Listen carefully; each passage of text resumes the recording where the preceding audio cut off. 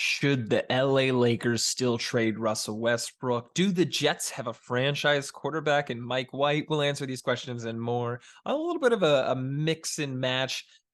Lots of thoughts, a sports podcast episode this week. Without further ado, let's get into it.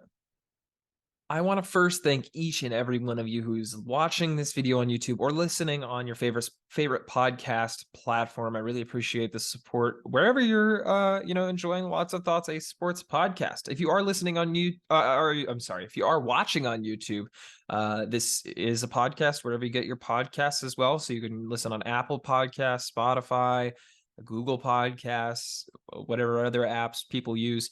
And if you're listening on audio form, you can watch the YouTube video. Go to youtube.com/@lots-of-thoughts-sports. You can subscribe to the channel, turn notifications on. We also have other types of content on the channel, nearly daily uploads. We did take a break for the holidays, and I'm glad to be back.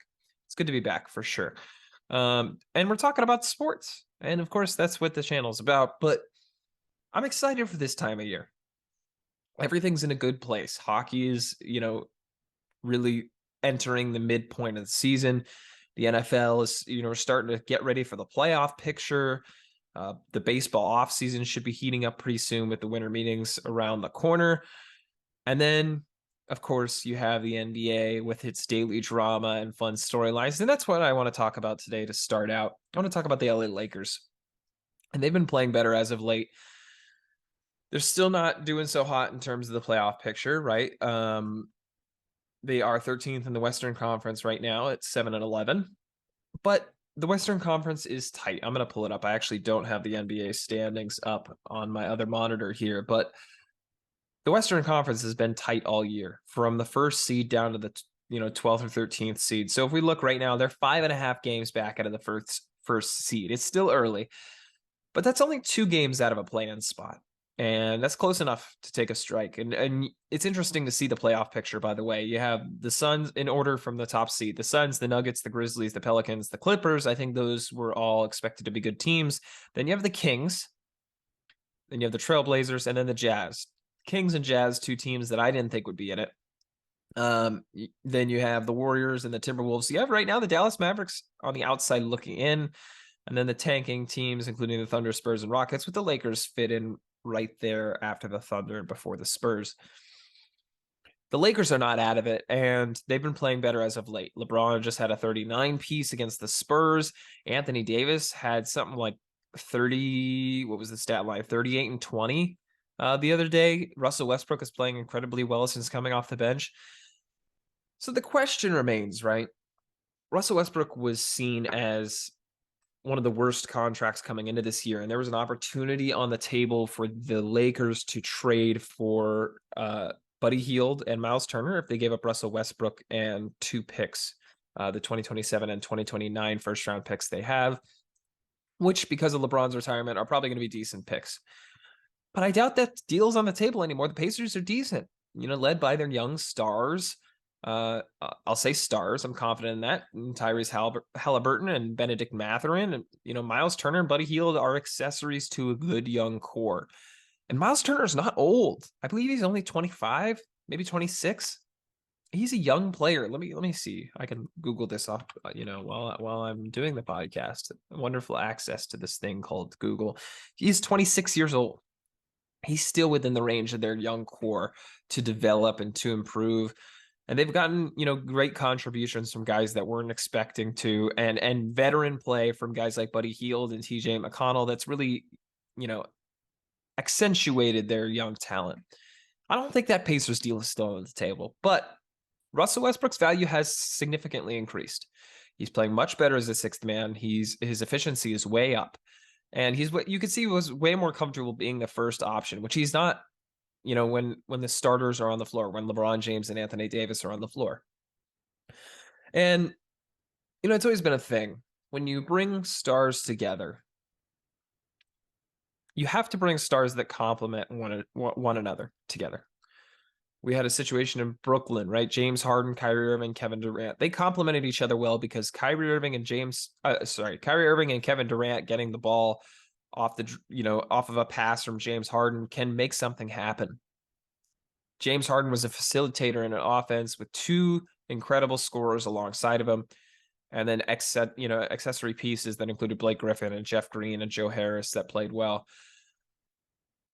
That team had 3 stars that fit well. And the Lakers, when they assembled this big 3, I don't know that that was the case. I don't know that, 2 alphas in LeBron James and Russell Westbrook really fit all too well together alongside Anthony Davis. And then there's the whole shooting element that we could talk about and spacing on the floor. Let me go back to what I was originally saying. The question remains whether Russell Westbrook should be traded or not. Should they look for a deal for Russell Westbrook now that his value is a little bit higher? I could very well argue that this is the time to trade him, right? He's got a decent amount of value. And in this 6th man role, he's bought in, much like Carmelo Anthony did with the Blazers, right? Carmelo Anthony didn't want to come off the bench for the Rockets or the Thunder. He really ended his career, a lot of people thought. And then he gets signed with the Blazers, gets a chance, comes off the bench, and becomes a scoring spark for them that they really needed, and that he really fit in. Russell Westbrook's done that in a similar vein. He's come off the bench, provided scoring when they need to, and the Lakers, their depth isn't great. They've got a top-heavy roster, right? So a lot of times Austin Reeves is starting, sometimes Lonnie Walker is starting. Patrick Beverly, Dennis Schroeder has been starting since he's been back. And, the front court's fairly deep, but the guard rotation's not too deep. So you move Russell Westbrook to the bench, and you have guys that aren't the best necessarily starting. But what it allows you to do is have scoring off the bench for when Russell Westbrook's playing with guys like Kendrick Nunn, Wenyen Gabriel, and Lonnie Walker, I already mentioned, Matt Ryan, Juan Toscano Anderson, Damian Jones, Troy Brown Jr., he's able to get the offense going, get guys in a place where they need to be able to maximize their potential. And I think it works well with them. It's much less of staggering the minutes. And I always was a proponent of staggering their minutes. But I think bringing them off the bench gets them in a better mindset more than just staggering the minutes does. Even if it effectively does the same for the overall game composition, the mindset change of being a bench microwave scorer and facilitator versus having to fit in as the 3rd star in the starting lineup has really unlocked Russell Westbrook and made his value much higher. He's on an expiring deal. You can make the argument that his value is going to be the highest right now that it's been in a long time, and then it will be for the rest of the year. But if I'm the Lakers, I hold on. If there's a trade out there that can net them some valuable pieces to go alongside their big 3, like that Miles Turner Buddy Hield deal, then I do that. But I think, given the fact that LeBron's locked up for a few more years, Anthony Davis is locked up for a few more years, they hold off on trading Russell Westbrook for now. That being said, he is going to leave at the end of the season, and they're going to have cap space. And maybe that cap space is for Kyrie Irving. I don't know. But this is not the last year of the Lakers.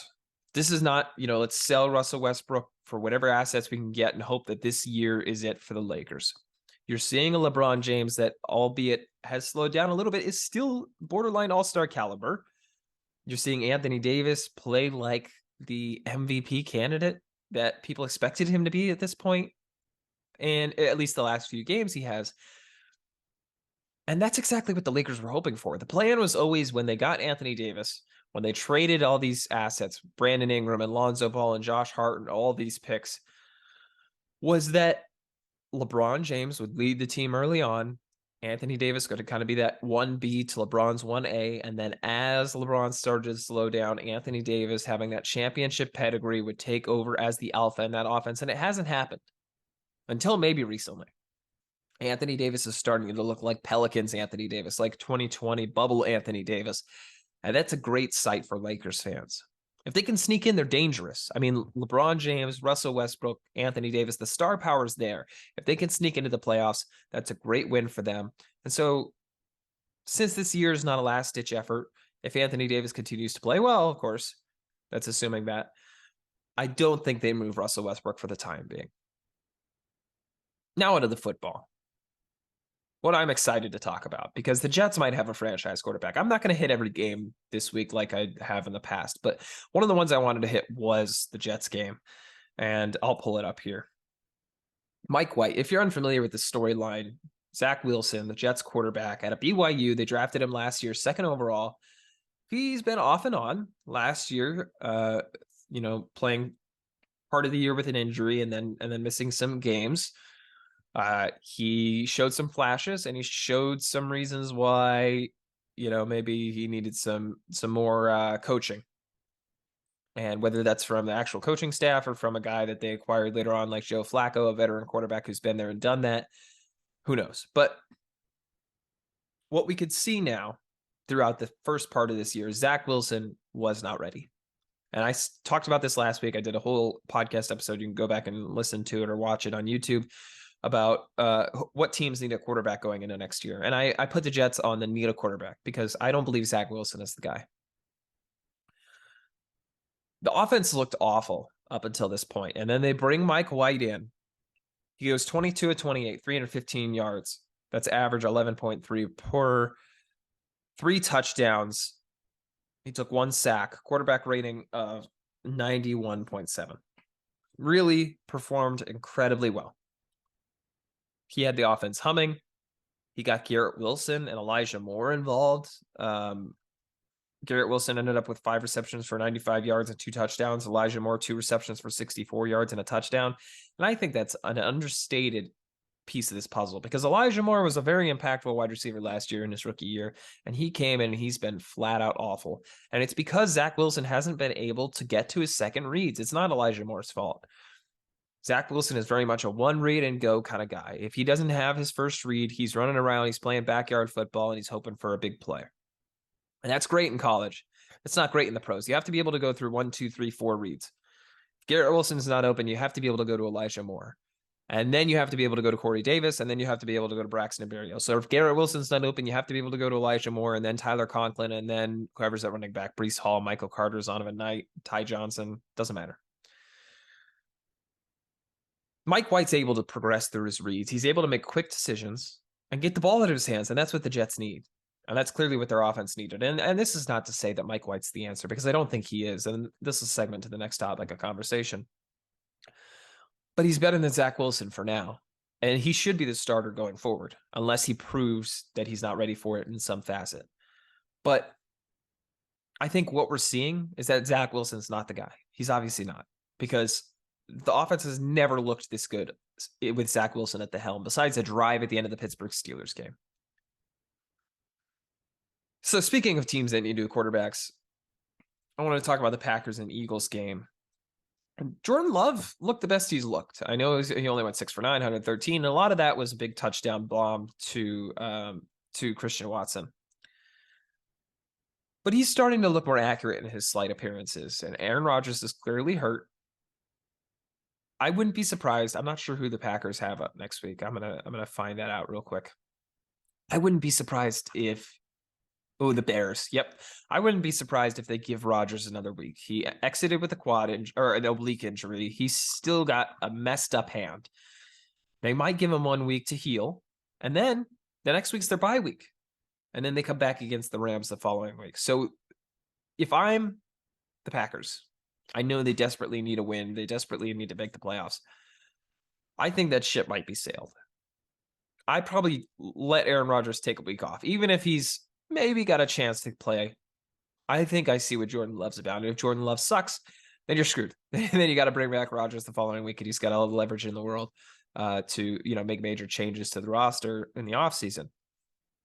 But he clearly looks compromised, and you can see the talent still there. This is not a case of where the arm talent's gone, like Russell Wilson in Denver or in Seattle, I suppose, or Peyton Manning in Denver years ago when they won the Super Bowl. The arm talent's still there. He's clearly playing hurt, and I think that the Packers may move on in the offseason. And this connects back to our previous topic, right? If the Jets are looking for a quarterback, that's a pretty good destination. You have guys like Aaron Rodgers, who may be on the way out, guys like Lamar Jackson, who have had contract issues with the Baltimore Ravens, guys like Jimmy Garoppolo, who may be supplanted by, a quarterback from the same draft class as Zach Wilson.